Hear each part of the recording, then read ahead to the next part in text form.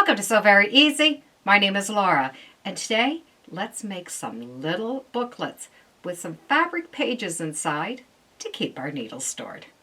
The little needle booklets have two sides. You have your outside cover and the inside cover. So you're going to need two fat quarters. With the two fat quarters, you're going to be able to get 24 of those little booklets. For the inside pages where the needles are going to be held, we can use flannel or quilt batting. I'm going to be using flannel. I want to have the covers a little stiff so they look like little books. So I'm going to want to fuse these two layers together. And by fusing them together, it's also going to help that the booklet is not going to fray along the edges. So whatever your favorite product is, you're just going to take them and fuse these two layers together. I'm going to be using a product called Stick. It's from Fairfield, and it's a very, very thin mesh. And this mesh is actually glue, so there's no paper on either sides. I'm going to be able to take that single layer, put it between the fabrics, and press those fabrics together. That's going to stick them together and give them some stiffness. Now that this is stuck together, I can cut it apart. Now your booklets can be any size. I'm going to do them at 2.5 inches by 5 inches, so that when the book is folded in half, it's going to be a 2.5 inch square. So cut the strips along the long side and then cut those strips into 5 inches. But I want to cut them with a pair of pinking shears or a pinking rotary blade. It's going to give the book edges a nice look, and it's also going to help so that they don't fray. With the little covers cut out, they have a little bit of a stiffness to them, which is going to keep them in that nice book formation. Next is going to be the little pages inside. I've taken the flannel and I have pressed it and have cut it a 1/2 inch smaller. So I have 2 inches by 4.5 inches.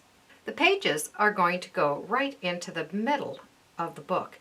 Now you can have one set of pages, or you can double up and do 2 pages. The flannel also has been pinked so that it does not fray. And your pages can go in any side. I'm going to put some for the inside, and I'm going to turn some for the outside. To stitch the little pages inside the book, we're going to be able to do this all in one motion. Place your pages in the center, regardless if it's 1 or 2 pages. And you're going to start and stitch down the center, securing those pages on.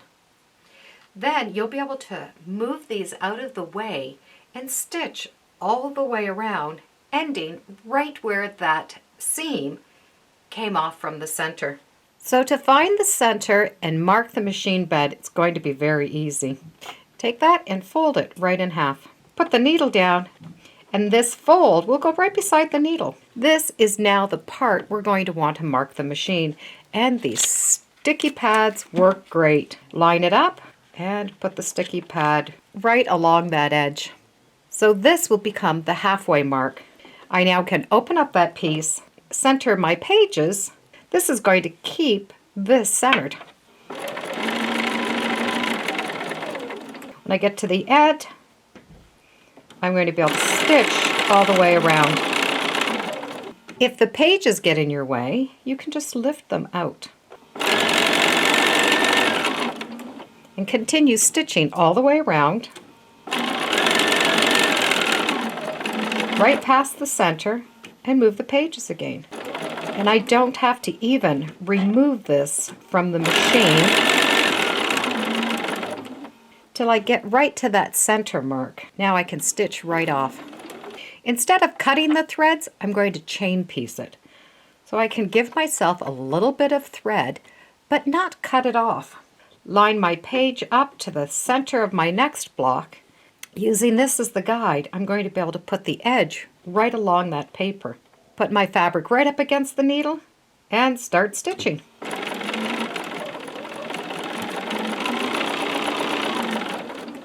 Now I'm going to be able to continue and stitch all the way around. Now I can trim off this piece. This is a great way of finding the center without having to mark it.